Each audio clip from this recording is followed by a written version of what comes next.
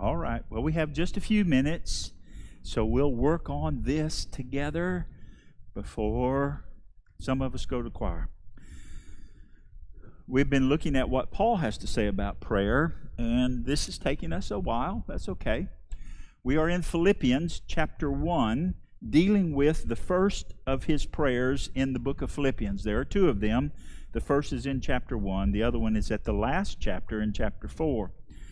Verses 9 through 11 are the particular words of the prayer, and actually we've been dealing with this for several weeks now, just trying to give you everything I can possibly dig out of it. So there you go. 9 through 11. Let me read it. We've read it before. We're most of the way through the verses. So here we go. Paul writes, "And this I pray, that your love may abound still more and more in real knowledge and all discernment, so that you may approve the things that are excellent, in order to be sincere and blameless until the day of Christ, having been filled with the fruit of righteousness which comes through Jesus Christ to the glory and praise of God." So you know that it's a prayer because he had the word there in verse 9. And this I pray. So the prayer now unfolds in front of us. It's the prayer that he prayed for these people, and he writes it in the letter that he sends to them. And here's the substance of his prayer. It's very easy to see how the substance of our prayers are quite a bit different from the substance of the Apostle Paul. Well, maybe that's to be expected. The way I think is quite a bit different from the way that guy thought too. He thought in a much deeper fashion. He understood Jesus a lot better than I do. But it challenges me, and that's really the point of this. It's not so much that we can say, "Oh, I understand how Paul prayed." It's so that I can say, "Oh, how can I pray towards that kind of prayer?" Not as though I'm going to stop praying for the people who are sick or the people with problems or the people who serve in the army and on and on and on and on. These prayers are all very valuable, but it's pretty hard to put on a prayer list like we had, pray the way Paul prayed. Pray this kind of prayer. So, we study it to try to dig out of it. Might influence the way that we pray. I hope so. That's the point. And so this is the foundation of the passages that we've laid in previous Wednesdays. The heart of the prayer is verse 9. This I pray, your love may abound more and more. Rest of it is addendum to that. The addition, the PS. But there's the heart of it. So what happens when we learn to pray when this takes effect? He's praying that their love will abound. Okay, so let's say our love begins to abound, this agape love. What comes from that? It is never enough that we just love. Love. Love produces action. Love produces action. You can just write that down. Love produces action. So in this case, what he said that we've dealt with is kind of into verse 9. The abounding of love, he's praying that this will happen. So the first two words of verse 10 in most every English translation are so that. You got it? So that. Last Wednesday, with detail that you were saying, hold on, let me get a nap. So that you may approve, or prove in some versions instead of approve, prove the things that are excellent.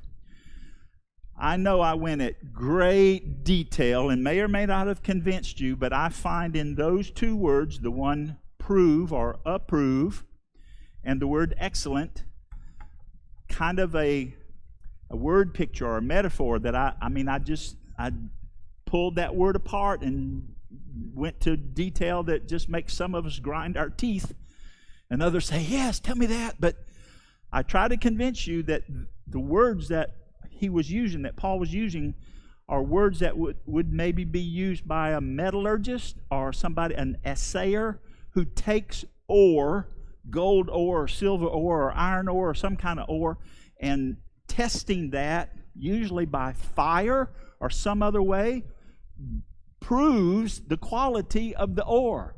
It burns away the dross. And so those two words, the first one that says prove or approve, if you had the New American Standard Version from 2020, it says decide. We're not going to talk about why they went that way, but the point of it is there's it's that metallurgist kind of word that means to test the ore. And then the next word, excellence, wasn't it excellence? Yes, excellence, in its original language form, meant that which gets through, that which passed through. So the picture is, here's the testing of the ore, probably by fire or chemical or something. It's harsh, it's hard, but something gets through the testing. And what got through the testing was that which was of excellence. So he's prayed that your love abound. And verse 9, verse 10, the things may be approved that are excellent. Those things of life that passed the tests, that went through the fire, and they were still there. Oh, that's what's excellent. That's what's good. Love is giving you the tool to do that. I know all that's kind of not real easy, but it's going to get more and more kind of concrete, I believe. Look at the rest of verse 10. This is where we come to. This is the new ground we're plowing. The beginning of verse 10 was so that you may approve, and now in the middle of it, almost every English translation has something like in order to be sincere and blameless.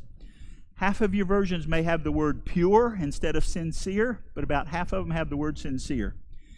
So the first part, so that you may approve the things that are excellent, in order that. Here's like the final conclusion. The abounding of your love that gives you the tools for testing the things of life that are really excellent.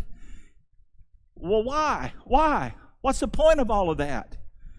This is the point of it. In order that you may be sincere and blameless until the day of Christ. In case you're just not tired of word studies, sincere or pure is just another one of those great words that smacks of the testing of the metallurgist or of somebody, a testing of somebody, because it again is a compound word, two words that got put together that produced kind of a third meaning. But knowing what those words are sometimes gives you a real lovely picture. As I said last week, we do this all the time with different words. You take one word and another word, and this one means this and this one means that, but when you put them together, they have kind of a new meaning, like the word rainbow. Rainbow. That's one of the words that came to me. Here's the word rain. Here's the word bow. You know what rain is. It comes falling down out of the sky. You know that a bow, well, it might be a bended something or other. When you see a rainbow in the sky and all of its colors, you may think the rain and the bow, but probably not. You probably just say, huh, there's a rainbow. The words stuck together, you don't have to think, well, the rain came down and there came the boat. The two words together create this third concept. There it is, the rainbow. Tons of words. Starfish. I know what a star is and I know what a fish is, but this thing isn't a star or a fish. So how did you get a star and a fish? Well, you know, it's star-shaped, I guess, or something. But that's the way those compound words work. Okay, so here's the compound word that's translated sincere or pure. In your Bible, it's either sincere or pure. Does anybody have a word different than sincere or pure? Nobody does? Anybody have a Bible or a phone or something? Sincere or pure? Everybody says sincere or pure there in the second part of verse 10. All right. Okay. Huh? Well, that's the second word. Sincere and blameless, or pure and blameless. Discern. Ah ha ha. I know the Bible you're reading better than you know it. Oh, she speaks in my ear too. Okay, so it's either sincere or pure. Is that word there? And blameless are the two words. Okay, so here's sincere. Sincere is two words stuck together. The first one is the word for the sun. In Greek, it's helios. You might have heard about the theory that the sun is the center of the universe. It's called heliocentric. If you haven't heard that word, don't worry about it. But there's the Greek word helios. It means sun. And the second word that's put together is the word that means to judge. To judge. So, judged by the sun. Basically, this is what it means. If you took something, if you took an object or a pane of glass or a precious gem or something, and you held it up so that the bright light of the sun shone on it, it would show you any of the impurities or the wrongness or the faults that were inside of it. You take a diamond and you look at that diamond that your dear one wears on her finger, and you say, that's the prettiest diamond the world ever saw. And the jeweler puts a little thing in his eye and he said, no, it's terribly flawed. It's got a big crack in the middle and you can't see it for anything. But when you put the light on it and the scope, you can see the flaw that's in it, you know. Well, the word there for sincere or pure means the light of the sun shined on it and it was judged proper. That's kind of I don't know, for me that was a nifty picture. So the first part of verse 10, there was the testing, and there was what passed through the test, ends up with, in order that when the sun shines on the product, it's pure and clean and sincere and without flaw. So love is a tool that's getting me to that. And of course, blameless kind of works just on its own. No point of blame. The purity of the life is of such nature that your friends and your family and your colleagues and whoever looks at that life and they say, blameless. You know a few people like that, probably not many. Blameless. So, sincere or pure, when the sun shined on it, there was no flaw, and they were without blame, and you were this way until Jesus comes again, until the day of Christ. That's pretty steadfast, pretty remarkable. And it started with his prayer that love would abound. So when this love that is of godly nature, this agape stuff inside of us increases and grows, it ends up with a blameless and a pure life before God until Jesus comes again. And if that were not enough, what do I have, 2 minutes? I can't see. 2 minutes, 1 minute, ticked away. If that's not enough, you come back next Wednesday and we'll look at the last verse of this prayer. Having the fruit of righteousness. Man, that might be powerful too. Thank you for being here. Let's have a word of prayer and then we'll go to choir. Some of us will. Father God, it is my prayer that our love will abound.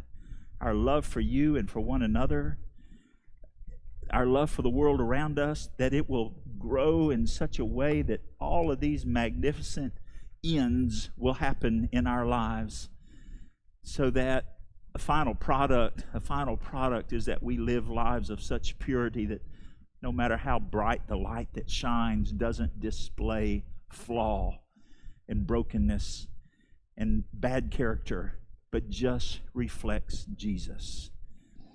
We want to live that way. We know it won't be easy to get there, and it'll be hard to hang in there until Jesus comes again. Lord, work in our lives to bring about that end. It is our prayer in the name of Jesus. Amen. All right, friends, thank you for being here tonight.